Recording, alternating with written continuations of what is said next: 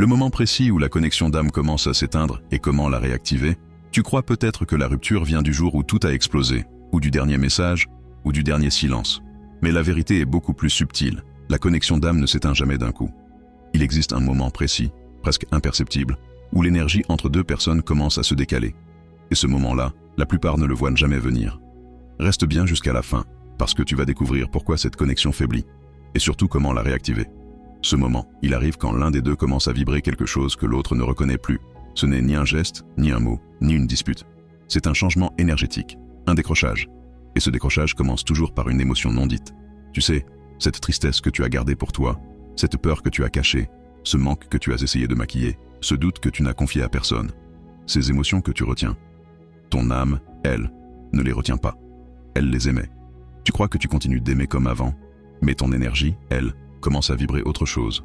La peur de perdre, l'incertitude, le besoin d'être rassuré, la fatigue intérieure. Et ton ex, sans même comprendre pourquoi, le ressent. Pas avec le mental, avec l'âme. C'est à ce moment-là que la connexion d'âme commence à perdre sa clarté. Elle ne disparaît pas. Elle se brouille. Comme un fil lumineux qui continue d'exister, mais dont la lumière vacille. Et tu sais ce qui est le plus troublant? Ton ex ressent ce brouillard énergétique avant même de prendre la décision de partir. Ce n'est pas la rupture qui crée la coupure. C'est la coupure qui crée la rupture. Mais ce qui est beau, c'est que la connexion d'âme ne meurt jamais vraiment. Elle attend juste un réalignement, une lumière stable, un retour au calme. Et c'est là que la supraconscience intervient.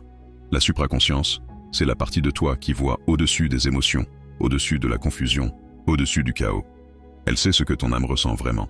Elle sait où le fil s'est décalé. Et elle sait comment le remettre sur la ligne. Quand Nathaniel réharmonise une connexion d'âme, il ne force pas l'autre à revenir. Il ne manipule pas. Il replace la vibration là où elle s'était éteinte.